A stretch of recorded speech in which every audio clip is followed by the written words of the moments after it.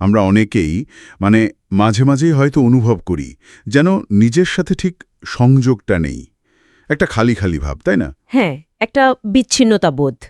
আজকের আলোচনাটা ঠিক এই অনুভূতিটা নিয়েই। আমাদের কাছে নিজেকে ফিরে পাওয়ার শুরু নিয়ে কিছু লেখা আছে।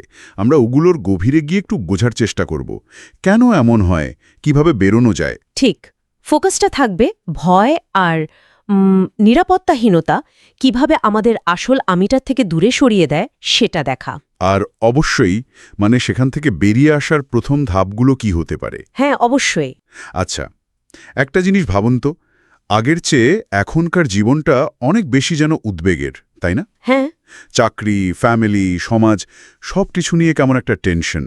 অথচ আগে হয়তো জীবনটা সহজ ছিল, শুধু বেঁচে থাকা, ভালোবাসা। এই বদলটা কিভাবে হলো? এর কারণটা কিন্তু বেশ গভীর।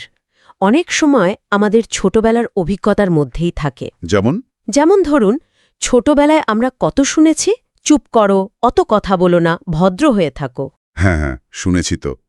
ভুল করো না, এটাও। একদম। এই যে কথাগুলো, এগুলো আপাতদৃষ্টিতে নিরীহ মনে হলেও ভেতরে ভেতরে একটা বার্তা দেয় যে পৃথিবীটা ভয়ের জায়গা, আর নিজের মতো হওয়া বা ভুল করাটা ঠিক না, বিপজ্জনক। আচ্ছা, তার এই ছোট ছোট ভয়গুলোই কি পরে বড় হয়ে নিরাপত্তাহীনতা তৈরি করে? হ্যাঁ, অনেকটা তাই। আর এই নিরাপত্তাহীনতা তো শুধু টাকা পয়সার অভাব নিয়ে নয়। না, সেটা তো বটেই। সামাজিক স্ট্যাটাস, পরিবারে আমাকে কিভাবে দেখে, এমনকি নিজের চেহারা, কথা বলার ভঙ্গি নিয়েও হতে পারে। ঠিক, ভেতরে ভেতরে সবসময় একটা প্রশ্ন ঘুরতে থাকে, আমি কি যথেষ্ট? এই ভাবনাটা রাতে ঘুমোতে দেয় না অনেক সময়। আর এর থেকে কি ওই অদৃশ্য দৌড়টা শুরু হয়, নিজেকে প্রমাণ করার? একেবারে একটা কম্পিটিশন, যেখানে মনে হয় একটু থমকে গেলেই পিছিয়ে পড়ব। টিকে থাকাটাই যেন একটা যুদ্ধ। এই টিকে থাকার জন্যই কি আমরা মুখোশ পরি? সমাজের চোখে, অন্যদের চোখে ভালো সাজার চেষ্টা? হ্যাঁ, নিজের আসল অনুভূতিগুলো লুকিয়ে ফেলি। বাইরে বলি সব ঠিক আছে, কিন্তু ভেতরে হয়তো একদম ভেঙে পড়েছি। ঠিক। আর নেতিবাচক কি হয়, নিজের কাছেই নিজেকে অচেনা লাগে। এই যে দীর্ঘদিন ধরে ভয় চেপে রাখা, মুখোশ পরে থাকা, এটার প্রভাব কি শরীরেও পড়ে? অবশ্যই পড়ে। আমরা হয়তো খেয়াল করি না, কিন্তু ধরুন চাকরি চলে যাওয়ার ভয় বা লোকে কি ভাববে, এই যে মানসিক চাপ, হ্যাঁ, এগুলো আস্তে আস্তে আমাদের হরমোনের ব্যালেন্স নষ্ট করে দেয়, ইমিউনিটি দুর্বল করে, ঘুমের সমস্যা হয়। মানসিক কষ্টটা শারীরিক অসুস্থতা হয়ে বেরিয়ে আসে। একদম। নিজের শরীর বা চেহারা নিয়ে হীনমন্যতাও কিন্তু শরীরকে অসুস্থ করে তোলে। শরীরের ব্যাপারটা বুঝলাম, কিন্তু মনের উপরের প্রভাবটা কেমন? আত্মবিশ্বাস কমে যাওয়া? হ্যাঁ, সেটাই। ছোটবেলায় শোনা ওই নেগেটিভ কথাগুলো, যেমন তোমাকে দিয়ে কিচ্ছু হবে না, ওহ হ্যাঁ, সেগুলো একসময় নিজের ভেতরের বিশ্বাস হয়ে যায়। তখন যে কোনো ব্যর্থতা হলেই মনে হয় এটা আমারই দোষ। নিজেকে দোষ দেওয়ার প্রবণতা বাড়ে। হ্যাঁ, আর এই দীর্ঘদিন ধরে ধরে হয় অবহেলা, নিজেকে ছোট ভাবা, এগুলোই তো পরে ডিপ্রেশন বা অ্যাংজাইটির মতো অবস্থায় যেতে পারে। এগুলো শুধু রোগ না, এগুলো আসলে জমে থাকা কষ্ট। সম্পর্কগুলোর কি হয়? এই ভয়ের প্রভাব কি সেখানেও পড়ে? খুব বেশি করে পড়ে। কাউকে হারানোর ভয় যখন থাকে, তখন সম্পর্কে একটা নিয়ন্ত্রণ করার ইচ্ছে জাগে, সন্দেহ আসে। নিজের যে ইনসিকিউরিটিগুলো, সেগুলো সঙ্গীর ওপর চাপিয়ে দিই আমরা, হয়তো অজান্তেই। এতে তো বিশ্বাস নষ্ট হয়। অবশ্যই। ভালোবাসাটা তখন আর খোলা থাকে না, একটা বন্দি যায়, একটা খাঁচার মতো হয়ে যায়। মানুষ কাছে আসার বদলে দূরে সরে যায়। তাহলে এই পুরো চক্রটা থেকে বেরোনোর উপায় কি? নিজেকে ফিরে পাওয়ার শুরুটা কোথায়? দেখুন, প্রথম আর সবচেয়ে জরুরি ধাপ হল সচেতন হওয়া। সচেতন হওয়া নিজের ভয়টাকে স্বীকার করা, সাহসের সাথে বলা, হ্যাঁ আমি ভয় পাই, বা হ্যাঁ আমার নিজেকে যথেষ্ট মনে হয় না। এই স্বীকার করাটাই অন্ধকারে প্রথম আলো ফেলার মতো। এটা তো কঠিন, কিন্তু জরুরি। আর একটা মজার জিনিস কি জানেন, যে বিষয়টায় আমাদের ভয় সবচেয়ে বেশি, তার ভেতরেই হয়তো আমাদের সবচেয়ে বড় শক্তি বা মুক্তির পথ লুকিয়ে আছে। যেমন ধরুন, লোকের কথায় খুব ভয় লাগে। এটা হয়তো একটা ইঙ্গিত যে আপনার নিজের কথাটা বলার, নিজের কণ্ঠস্বর খুঁজে পাওয়ার সময় এসছে। আচ্ছা, সচেতন হলাম, তারপর? শরীর আর মনের সংযোগটা আবার তৈরি করা। হ্যাঁ, নিজের শরীরের দিকে মন দেওয়া। খুব সহজ কিছু জিনিস দিয়ে শুরু করা যায়, যেমন শান্ত হয়ে বসে নিজের শ্বাসটা খেয়াল করা, বুকের ভেতরের ধুকপুকানিটা অনুভব করা। আর ওই নেতিবাচক চিন্তাগুলো যেগুলো মাথায় ঘুরতে থাকে, সেগুলোকে প্রশ্ন করা। ধরা যাক মনে হলো আমি ব্যর্থ, নিজেকে জিজ্ঞেস করুন এটা কি আসলেই সত্যি নাকি এটা পুরনো কোনো ভয়ের প্রতিধ্বনি। এই সংযোগটা জোরালো করার জন্য কিছু অভ্যাস নিশ্চয়ই সাহায্য করে। হ্যাঁ, করে। যেমন প্রতিদিন অল্প সময়ের জন্য হলেও চুপচাপ বসা মেডিটেশনের মতো? হতে পারে, বা শুধু নীরবতা, নিজের ভাবনা অনুভূতিগুলো কোথাও লিখে রাখা, জার্নালিং যাকে বলে। ও হ্যাঁ। অথবা একটু প্রকৃতির কাছে যাওয়া, গাছপালা, আকাশ দেখা। এগুলো আমাদের ভেতরের যে ভিতটা নড়ে গেছে সেটাকে আস্তে আস্তে মজবুত করে। আর যখন এই ভেতরের ভিতটা একটু শক্ত হয়, তখন কি অন্যের মতামতের উপর নির্ভরতা কমে? অবশ্যই কমে। তখন আসে আত্মগ্রহণ, মানে আমি যেমন সেটাই যথেষ্ট, এই বোধটা। তখন আর অন্যের সার্টিফিকেট লাগে না। আর সম্পর্কগুলো তখন আর অধিকার বা নিয়ন্ত্রণের ব্যাপার থাকে না, হয়ে ওঠে বোঝাপড়া, সম্মান। তার মানে ভালোবাসাটা তখন মুক্তি দেয়, বাঁধে না। একদম। নিজেকে বারবার মনে করানো আমি যথেষ্ট, এই অনুভূতিটাই আসল ভিত্তি। তাহলে পুরো আলোচনাটা থেকে যেটা দাঁড়াচ্ছে, ভয় জিনিসটা স্বাভাবিক, হয়তো আমাদের বাঁচানোর জন্যই তৈরি, কিন্তু এটা যখন মাত্রা ছাড়িয়ে যায়, আমাদের নিয়ন্ত্রণ করতে শুরু করে, তখন আমাদের বিচ্ছিন্ন করে ফেলে। ঠিক। নিজেকে হারিয়ে ফেলাটা অস্বাভাবিক নয়, কিন্তু ভালো খবর হলো সচেতন হয়ে ছোট ছোট স্টেপ নিয়ে নিজের কাছে ফেরার রাস্তাটা সব সময় খোলা থাকে। একেবারে। আর এখানেই শেষ করার আগে একটা প্রশ্ন রেখে যাই ভাবার জন্য। বলুন। যখন আমরা নিজেদের ভেতরের এই ভিতটা খুঁজে পাই বা কিছুটা হলেও শক্ত করি, তার প্রভাব কি শুধু আমাদের ব্যক্তিগত ভালো থাকায় সীমাবদ্ধ থাকে? মানে যেসব সামাজিক চাপ বা প্রত্যাশা একসময় আমাদের ভয়ের কারণ ছিল, সেগুলোর সাথে আমাদের সম্পর্কটাও কি বদলে যায়? আচ্ছা, ভালো প্রশ্ন। একজন মানুষ যখন ভেতর থেকে একটু স্থির হয়, আত্মবিশ্বাসী হয়, সে সমাজের ওই প্রত্যাশাগুলোর মুখোমুখি কিভাবে হয়, এই ভাবনাটা হয়তো আমাদের আরেকটু গভীরে নিয়ে যাবে। আজকে আমরা ভয় নিয়ে একটু গভীরভাবে ভাবব। মানে এই যে ভয়, এটা ঠিক কোত্থেকে আসে, কিভাবে জন্মায়, আর সবচেয়ে বড় কথা, এটা থেকে বেরোনোর পথটাই বাকি। আমরা তো অনেকগুলো দিক খতিয়ে দেখব, সনাতন ধর্ম, খ্রিস্ট ধর্ম, ইসলাম, ইহুদি, বৌদ্ধ ধর্ম, আবার একেবারে আধুনিক বিজ্ঞান কি বলছে সেটাও। হ্যাঁ, মানে লক্ষ্যটা হলো এই বিভিন্ন দৃষ্টিকোণ থেকে মূল ভাবনাগুলো এক জায়গায় আনা, তাই তো? একদম। ভয়টাকে সব দিক থেকে একটু বোঝার চেষ্টা আর কি। দেখুন, ভয় তো একটা সার্বজনীন অনুভূতি, মানে এটা আমরা সবাই কম বেশি অনুভব করি, কিন্তু এটাকে ব্যাখ্যা করার বা এর থেকে বের হওয়ার পথ, সেগুলো বেশ ভিন্ন ভিন্ন। কিন্তু মজার ব্যাপার হলো প্রায় সব পথই শেষমেশ মানে একই দিকে ইঙ্গিত করে। সেটা হলো নিজেকে চেনা, নিজের ভেতরে তাকানো, অথবা বৃহত্তর কোনো কিছুর সাথে নিজেকে যুক্ত মনে করা। আচ্ছা, আসুন আমরা সেটাই বোঝার চেষ্টা করি যে এই ঐতিহ্যগুলো বা বিজ্ঞান ভয়কে কিভাবে দেখছে আর কি পথই বা দেখাচ্ছে। অনেক দর্শনই তো বলে যে ভয়ে এটা আসে এক ধরনের বিভ্রম বা নিজেকে বিচ্ছিন্ন ভাবা থেকে, তাই না? ঠিক। যেমন ধরুন, হিন্দু ধর্মে মায়া বা অবিদ্যার কথা বলা হয়। মানে আমরা আসল সত্তা বা আত্মাকে ভুলে শুধু শরীর বা বাইরের পরিচয়টাকে সব ভাবি। গীতাতেও তো আছে যে নিজের অবিনশ্বর আত্মাকে চেনে তার নাকি ভয় থাকে না। একদম। আর বৌদ্ধ ধর্মেও দেখুন এই ভাবনারই একটা মিল খুঁজে পাওয়া যায়। সেখানে বলা হয় তৃষ্ণা বা আসক্তি, মানে কোনো কিছু খুব বেশি করে আঁকড়ে ধরতে চাওয়া। হ্যাঁ, কারণ যা আঁকড়ে ধরি সেটা হারানোর ভয় থাকে। ঠিক তাই। এই হারানোর সংখ্যা থেকেই দুঃখ আর ভয়ের জন্ম। আর এই যে বিচ্ছিন্নতার ধারণা, এটা কি অন্য ধর্মগুলোতেও আছে? হ্যাঁ, আছে তো। একটু অন্যভাবে প্রকাশ পেয়েছে হয়তো। যেমন ধরুন খ্রিস্ট ধর্মে ঈশ্বর থেকে নিজেকে দূরে সরিয়ে নেওয়া, ওটাই ভয়ের একটা উৎস। আচ্ছা। ইসলামে আবার আল্লাহর স্মরণ থেকে যখন মন সরে যায়, তখন নফস বা নিজের প্রবৃত্তির দ্বারা চালিত হওয়ার ভয় থাকে, মানে ভুল পথে যাওয়ার ভয়। পবিত্র কুরআনে বোধহয় এরকম কিছু আছে। হ্যাঁ, সূরা আর রাদে যেমন বলা হয়েছে আয়াত নম্বর 13-28, যে আল্লাহর স্মরণেই কিন্তু অন্তর্শান্তি পায়। তার মানে স্মরণ থেকে বিচ্যুত হলেই অশান্তি, ভয়। অনেকটা তাই। ইহুদি ধর্মেও ঈশ্বরের সাথে সম্পর্কটাকে আবার ঠিক করা, মানে তেশুভা বা প্রত্যাবর্তন সেটার উপর খুব জোর দেওয়া হয়। তাহলে মূল কথাটা একই দাঁড়াচ্ছে, যখন আমরা আমাদের উৎস থেকে বা ভেতরের কেন্দ্র থেকে সরে যাই তখনই ভয় আসে। একদম বিচ্ছিন্নতাই মূল কারণ মনে হচ্ছে। তাহলে পথ কি? এই সংযোগটা আবার তৈরি করার উপায় মনে হচ্ছে জ্ঞানার্জন, অনুশীলন আর আত্মসমর্পণ, এই দিকগুলোই বারবার আসছে। ঠিক ধরেছেন। সমাধানগুলো যদি খেয়াল করেন দেখবেন সেখানে একটা সচেতন চেষ্টার কথা বলা আছে। যেমন ধরুন হিন্দু আর বৌদ্ধ ধর্মে ধ্যান করা, খ্রিস্টান বা ইসলাম ধর্মে প্রার্থনা, বা ধরুন জিকির মানে আল্লাহর স্মরণ। ইহুদি ধর্মে ধর্মগ্রন্থ পাঠ, আদেশ পালন। হ্যাঁ, ওই যে মিৎজভট।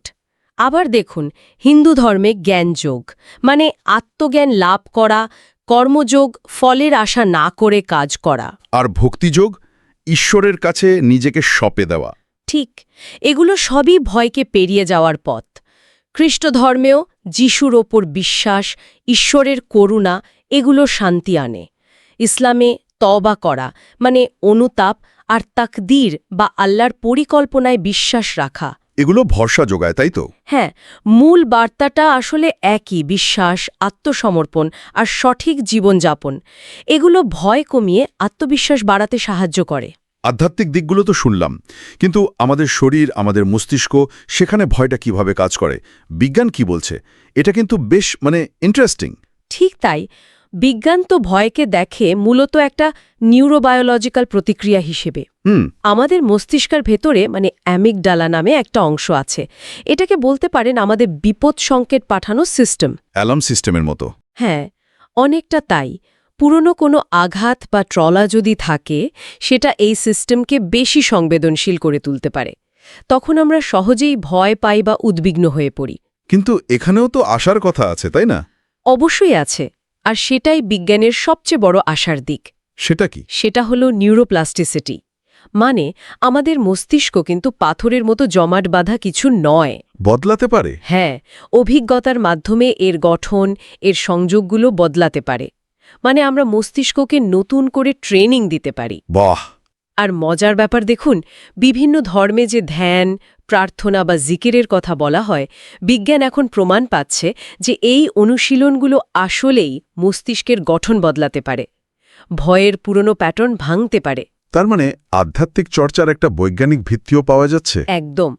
এমনকি ধরুন সোম্যাটিক হিলিং বা ব্রেথওয়ার্ক, এগুলো শরীরের মাধ্যমে শ্বাস-প্রশ্বাস বা শারীরিক অনুভূতির ওপর মনোযোগ দিয়ে জমে থাকা মানসিক চাপ বা ট্রমা সারাতে সাহায্য করে।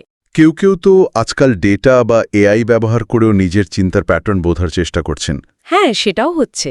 মূল কথা হলো নিজের ভেতরের কোড বা গঠনটা যদি বুঝতে পারা যায়, তাহলে সেটা বদলানোর চেষ্টাও করা সম্ভব।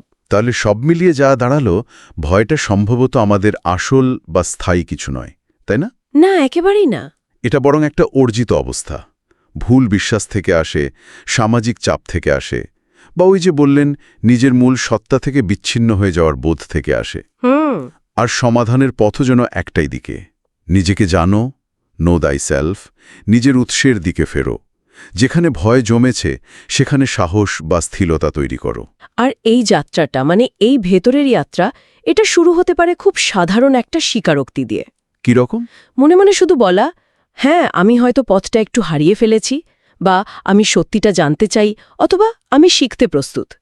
এই যে স্বীকার করা, এটাই কিন্তু ভেতরের বদলের জন্য জমি তৈরি করে দেয়। আচ্ছা, ভয়কে জানার আর তাকে পেরিয়ে যাওয়ার সচেতন চেষ্টাটা তাহলে এখান থেকেই শুরু হতে পারে।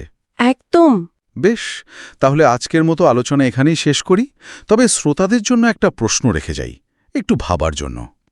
আমাদের সবচেয়ে বড় ভয়টা আসলে কি?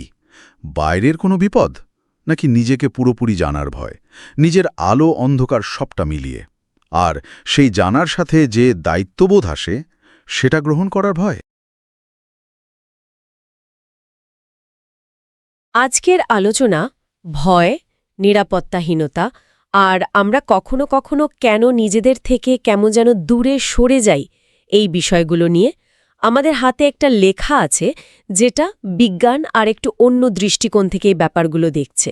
হ্যাঁ, লক্ষ্যটা হলো বিজ্ঞানের বিভিন্ন চোখ দিয়ে, যেমন ধরুন মনোবিজ্ঞান, স্নায়ুবিজ্ঞান, কোয়ান্টাম ফিজিক্স, এমনকি এআই, এগুলোর আলোয়ে ভয় বা এই যে নিজের থেকে বিচ্ছিন্ন হয়ে পড়া, এর কারণগুলো একটু তলিয়ে দেখা আর হয়তো বেরোনোর পথও খোঁজা।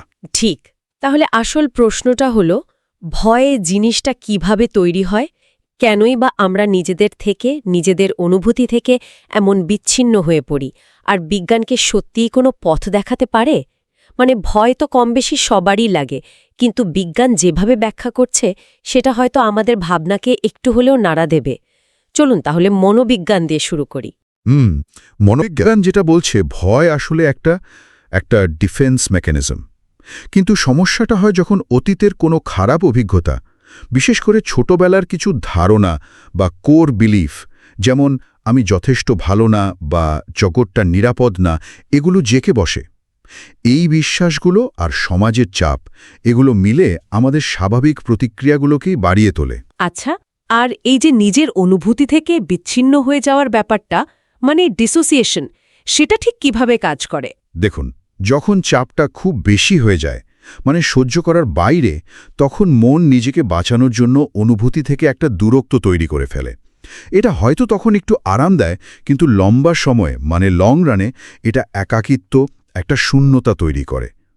লেখাটাতে কগনিটিভ বিহেভিয়ারাল থেরাপি বা সিবিটি আর ইনার চাইল্ড ওয়ার্কের কথা বলা হয়েছে। হ্যাঁ, সিবিটি তো শুনেছি, চিন্তার প্যাটার্ন বদলাতে সাহায্য করে। একদম। সিবিটি আমাদের নেগেটিভ চিন্তার ধরনগুলো ধরতে সাহায্য করে আর সেগুলোকে চ্যালেঞ্জ করে, যাতে আমরা বুঝতে পারি ভয়ের আসল উৎসটা কোথায়। তার মানে গভীরে থাকা বিশ্বাসগুলো নিয়ে কাজ করা জরুরি। আচ্ছা, এবার একটু ব্রেইনের দিকে তাকাই। স্নায়ুবিজ্ঞান কি বলছে? স্নায়ুবিজ্ঞান আমাদের একদম ব্রেইনের ভেতরে নিয়ে যায়। অ্যামিগডালা বলে একটা অংশ আছে, বলতে পারেন ব্রেইনের অ্যালার্ম। ভয় বা বিপদের সিগন্যালটা ওখানেই তৈরি হয়। পুরনো ভয়ের স্মৃতি, ট্রমা, এগুলো ওখানেই জমা থাকে, আর মানে যখন তখন ট্রিগার হতে পারে। আরেকটা জরুরি জিনিস হলো ডিফল্ট মোড নেটওয়ার্ক। এটা আমাদের আমি কে, মানে আমাদের আত্মপরিচয়, এই বোধটা তৈরি করে। যদি এই নেটওয়ার্কটা পুরনো নেগেটিভ অভিজ্ঞতায় আটকে থাকে, তখন মানুষ নিজেকে ওই সীমিত পরিচয়ের মধ্যে বন্দী ভাবে। কিন্তু একটা ভালো খবর তো আছে, ব্রেন নাকি বদলাতে পারে, নিউরোপ্লাস্টিসিটি। হ্যাঁ, ঠিক এটাই। নিউরোপ্লাস্টিসিটি মানে হলো আমাদের ব্রেন কিন্তু স্থির নয়। অভিজ্ঞতা, অভ্যাসের মাধ্যমে এটা নিজেকে বদলাতে পারে, নতুন কানেকশন তৈরি করতে পারে। মেডিটেশন ধরুন বা ব্রিদিং এক্সারসাইজ, এগুলো অ্যামিগডালাকে শান্ত করতে পারে। ডিফল্ট মোড নেটওয়ার্ককেও নতুন পজিটিভ দিকে নিয়ে যেতে পারে। মানে ব্রেন নিজেই নিজেকে হিল করতে পারে। দারুণ তো, ব্রেন বদলাতে পারে, এটা সত্যি আশার কথা।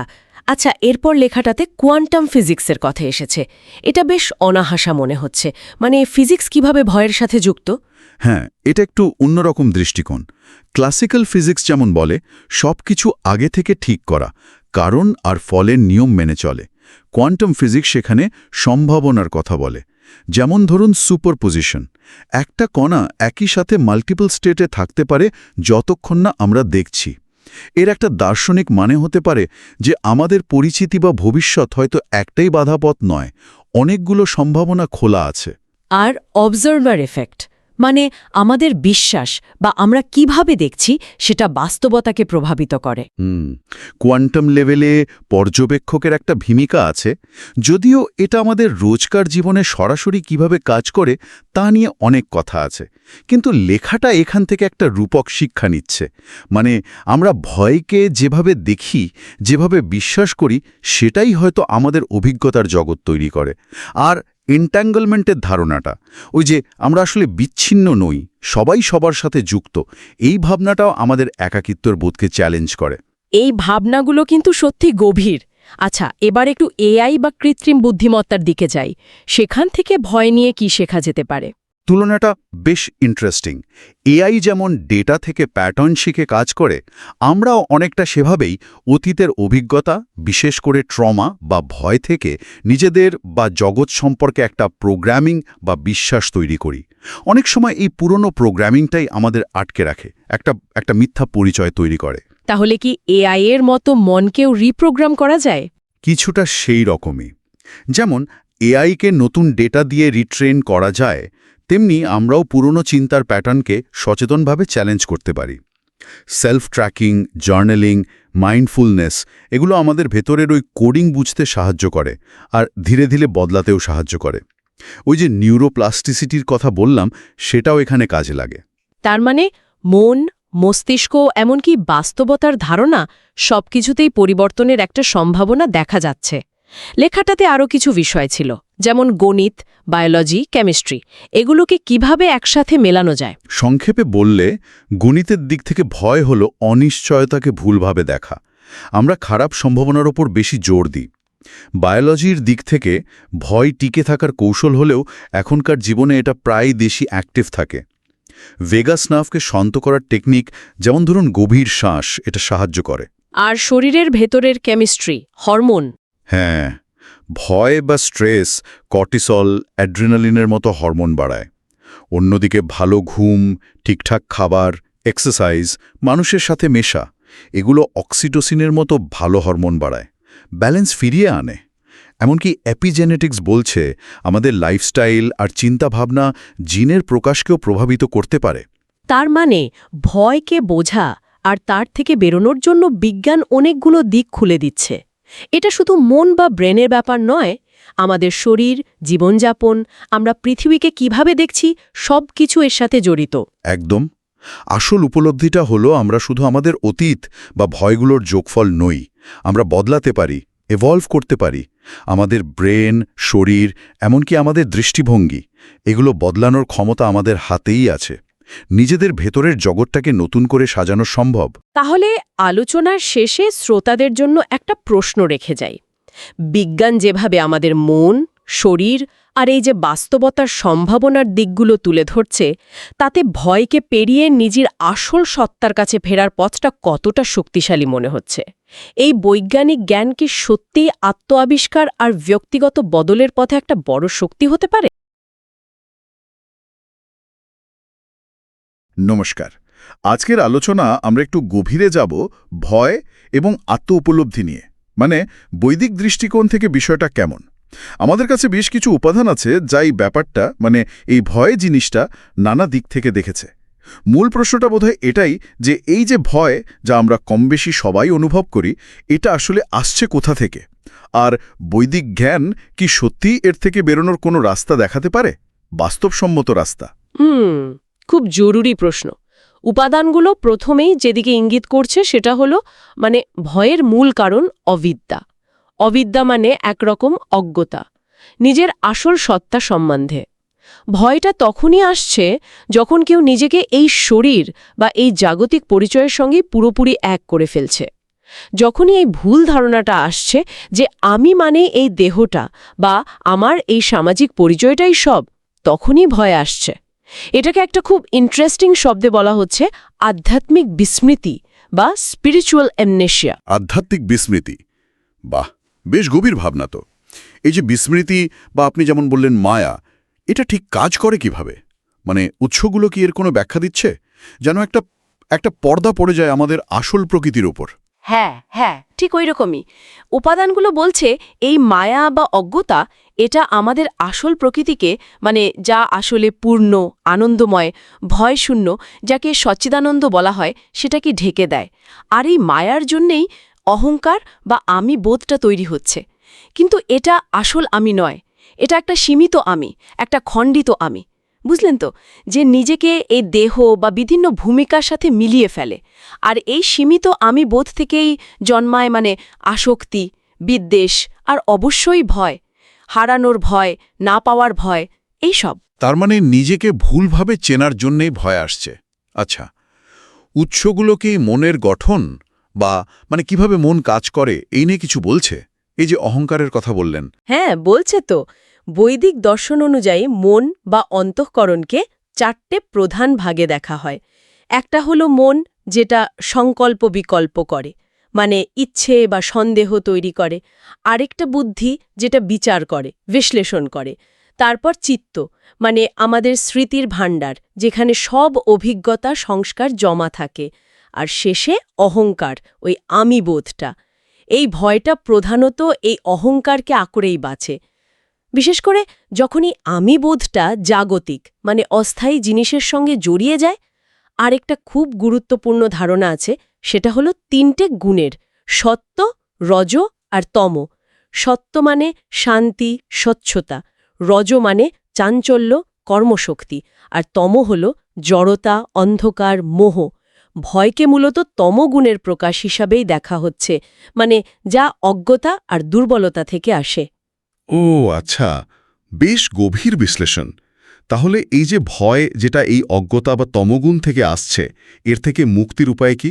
উৎসগুলোতে তো মনে হচ্ছে বিভিন্ন পথের কথাও বলা হয়েছে, তাই না? পতঞ্জলের যোগসূত্র অনুযায়ী এটা মূলত মনের ভেতরের চঞ্চল্য, মানে চিত্তবৃত্তি, সেগুলোকে শান্ত করার ওপর জোর দেয়। ধ্যানের মাধ্যমে মনকে স্থির করা। এই দুটো পথ তো বেশ আত্মবিশ্লেষণ আর মানসিক নিয়ন্ত্রণের ওপর জোর দিচ্ছে। অন্য কোনো ধরনের পথের কথাও কি আছে? মানে সবার জন্য তো আর একই পথ কাজ করে না। ঠিক, ভক্তিযোগেরও কথা বলা হয়েছে, মানে ঈশ্বরের প্রতি সম্পূর্ণ আত্মসমর্পণ, ভালোবাসা। এর মাধ্যমে ভয় দূর করার চেষ্টা। এখানে বিশ্বাস আর নির্ভরতাটাই আসল। এছাড়া মন্ত্রযোগ বা নাদযোগেরও উল্লেখ পাওয়া যায়। যেমন ধরুন, একটা নির্দিষ্ট মন্ত্র, ওম ভয়হরায় নম, মানে যিনি ভয় হরণ করেন তাকে নমস্কার। এটা নিয়মিত জপ করলে ভয়ের মানসিক ছাপটা কাটে, এমনটা বলা হচ্ছে। শব্দের শক্তিকে কাজে লাগানো আর কি। আচ্ছা, তার মানে এটা শুধু মানসিক বা আধ্যাত্মিক স্তরেই নয়, শারীরিক বা শক্তি স্তরেও কাজ করার কথা বলা হচ্ছে। এই যেমন মন্ত্রের কম্পন বা ধ্যান। হ্যাঁ, সেই দিকটাও তুলে ধরা হয়েছে। যেমন চক্র ব্যবস্থার কথা যদি ভাবি, বলা হচ্ছে ভয়টা নাকি মূলত মূলাধার চক্রের সাথে জড়িত, মানে আমাদের একদম ভিত্তিস্তরের নিরাপত্তা, টিকে থাকার অনুভূতির কেন্দ্র। এই চক্র দুর্বল হলে ভয়, নিরাপত্তাহীনতা এগুলো বাড়ে।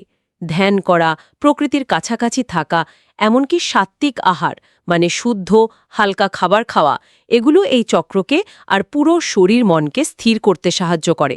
আজকাল যেমন নিউরোপ্লাস্টিসিটির কথা শুনি আমরা, মানে ব্রেন বদলাতে পারে, তেমনি প্রাচীন উপনিষদেও কিন্তু বলা আছে যদ ভাবম তদ ভবতি, মানে যেমনটা ভাবা হয় মন সেভাবেই গড়ে ওঠে। নিয়মিত অভ্যেসের মাধ্যমে মনের গভীরে থাকা সংস্কার, মানে পুরনো প্যাটার্নগুলো, সেগুলো বদলানো সম্ভব। লেগেছে সেটা। আমরা যেন একরকমের সচেতন সফটওয়্যার, যার আসল কোডটা হলো সত্য চৈতন্য, মানে সত্য, চৈতন্য, আনন্দ। আর ভয়টা হলো যেন সেই সফটওয়্যারে একটা বাগ, একটা ভুল প্রোগ্রামিং, যেটা আমাদের আসল পরিচয়টা ভুলিয়ে দিয়েছে। জ্ঞান, ধ্যান বা ভক্তি, এগুলো হলো সেই সিস্টেমটাকে মানে ডিবাগ করার বা রিসেট করার মতো। চমৎকার বলেছেন। এটাই আসলে সার কথা। বৈদিক বিজ্ঞান অনুযায়ী ভয়ে কোনো মৌলিক জিনিস নয় যাকে লড়ে হারাতে হবে, বরং এটা হলো জ্ঞানের অভাব, আত্মজ্ঞানের অনুপস্থিতি। যেমন অন্ধকার আসলে আলোর অভাব।